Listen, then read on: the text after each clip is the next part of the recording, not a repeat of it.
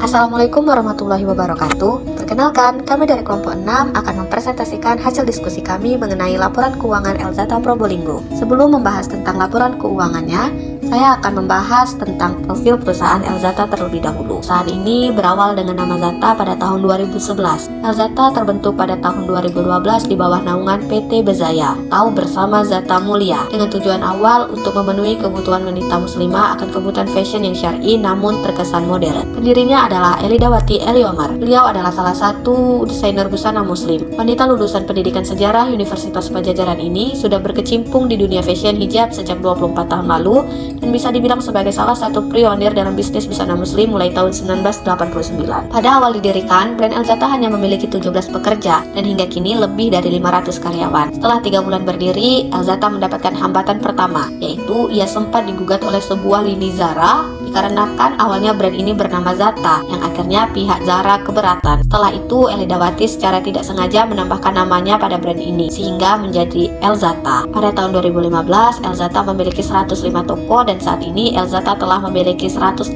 toko yang tersebar di seluruh Indonesia. Selain itu, Elzata sendiri lebih memfokuskan berjualan di bidang kerudung. Fun fact-nya, Elzata juga masuk top 3 pada top brand indeks kerudung bermerek. Selain itu, bersama 20 mitranya yang berprestasi di bawah arahan Elidawati, mengadakan Elzata Tour ke London dan sukses pada tahun 2014. Elzata merupakan salah satu merek kerudung yang terkenal di Indonesia. Hal ini dapat dibuktikan dengan menjadi salah satu brand yang dimuat beberapa situs website yang banyak diminati oleh beberapa netizen. Perkembangan kerudung Elzata selama ini tidak lepas dari promosi yang dilakukan manajemen dengan mensponsori sinetron, seperti sinetron Tukang Bubur Naik Haji, yang membuat brand Elzata semakin banyak dikenal dan diminati masyarakat. Upaya ini mengundang distributor untuk menambah jumlah toko yang tersebar di Indonesia. Salah satunya adalah Elzata di Probolinggo. Visi dari Elzata adalah menjadi penjual jilbab terbaik dan memberikan pelayanan terbaik bagi konsumen. Sedangkan Elzata memiliki misi yang pertama, menjual produk dengan kualitas terbaik dengan harga yang terjangkau.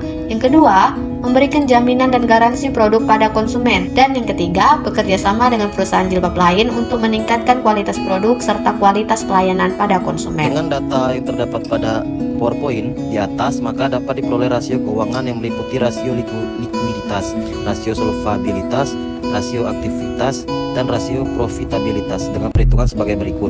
Dari tabel hasil analisis rasio likuiditas yang telah dilakukan, maka dapat diketahui bahwa tahun 2018 diperoleh current ratio sebesar 217,631,8%, yang berarti setiap Rp1 utang lancar akan dijamin oleh Rp2.170,32 dari aktiva lancar. Tahun 2019 current ratio menurun menjadi 2.283,6194%, yang berarti setiap Rp1 utang lancar akan dijamin dengan aktiva lancar 2.836,19. Tahun 2019 current ratio sebesar 265,09118%. Hal ini berarti setiap Rp1 utang lancar akan dijamin oleh Rp2.650,91 aktiva lancar. Apabila tahun 2019 dibanding tahun 2018, maka current ratio mengalami kenaikan sebesar 65,987% yang disebabkan naiknya aktiva lancar dan turunnya hutang lancar.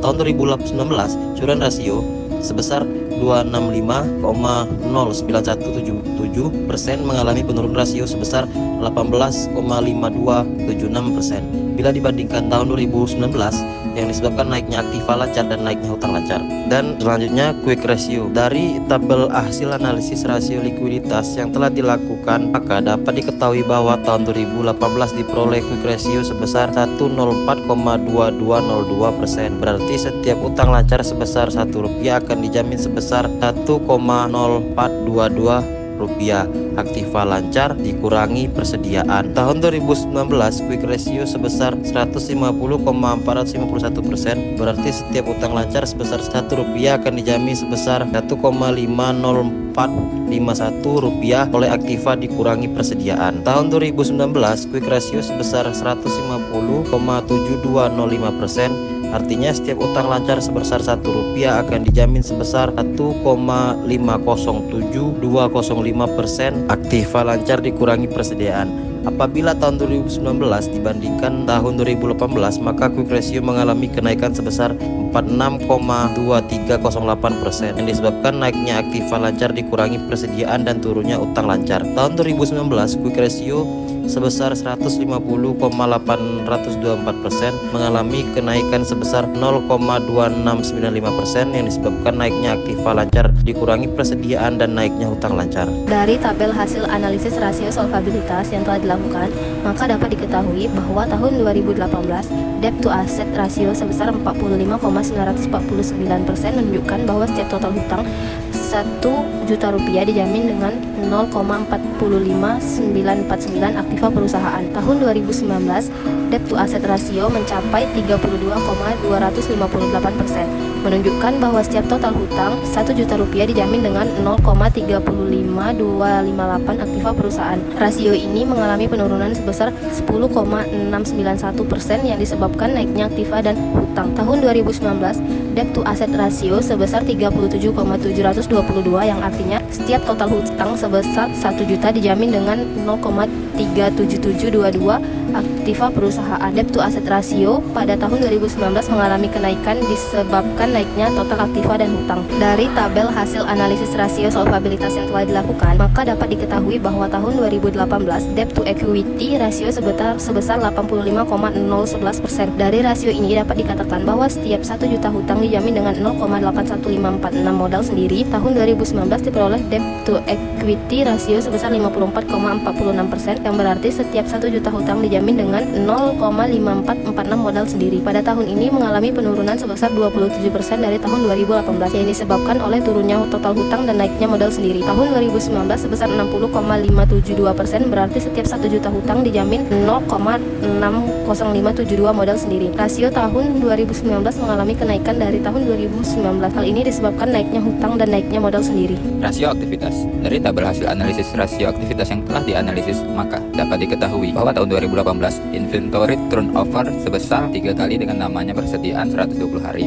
Pada tahun 2019 inventory turnover sebesar 7 kali dengan lamanya persediaan 51 hari. Pada tahun 2019 dikatakan lebih efektif dengan lamanya persediaan terjual lebih cepat 15 hari jika dibandingkan dengan aktivitas penjualan tahun 2018. Tahun 2019 inventory turnover sebesar 24 kali dengan lamanya persediaan 15 hari mengalami peningkatan lamanya persediaan terjual lebih cepat 31 hari. Dari tabel analisis rasio aktivitas yang telah dilakukan, maka dapat diketahui bahwa tahun 2018 beroleh work capital turnover sebesar 1082 kali, artinya setiap 1 rupiah aset lancar terus turut berkontribusi menciptakan 1080,02 penjualan. Tahun 2019 working capital turnover sebesar 3316 kali, yang berarti setiap 1001,00 aset lancar turut berkontribusi mencapai 3316 rupiah penjualan, artinya setiap 1,00 rupiah aset lancar turut berkontribusi menciptakan 10,55 rupiah penjualan. Apabila tahun 2012 dibandingkan dengan tahun 2019, working capital turnover mengalami peningkatan 1514 yang disebabkan peningkatannya penjualan dan aset lancar. Tahun 2019 working capital turnover mengalami kenaikan sebesar 7.239 kali disebabkan meningkatnya penjualan dan aktivitas lancar. Rasio profitabilitas. Dari tabel hasil analisis rasio profitabilitas yang telah dilakukan, maka dapat diketahui bahwa tahun 2018 return on investment sebesar 37,863%, berarti setiap rupiah 1,00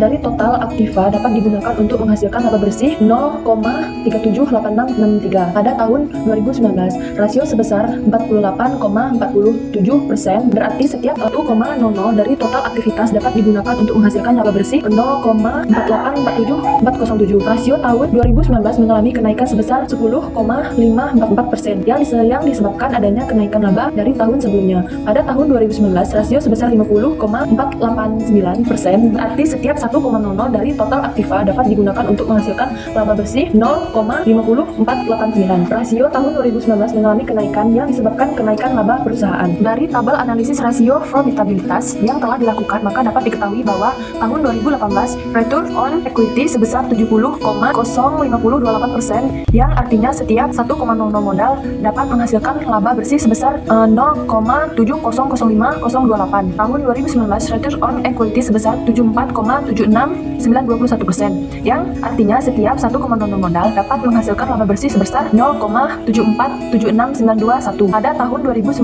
mengalami kenaikan dari tahun 2018 yang disebabkan naiknya modal dan laba bersih. Pada tahun 2019 return on equity sebesar 81,07158%, yang artinya bahwa setiap 1,00 modal dapat menghasilkan menghasilkan laba bersih sebesar 0,810758. Pada tahun 2019 mengalami kenaikan dari tahun sebelumnya yang disebabkan meningkatnya laba dan modal perusahaan. Kesimpulan dari hasil diskusi kelompok kami yaitu yang pertama, jika dilihat dari rasio likuiditasnya, maka posisi keuangan Elzata dari tahun 2018 sampai dengan tahun 2019 dalam posisi sangat baik. Dengan demikian, Elzata dapat dikatakan sebagai toko baju yang liquid.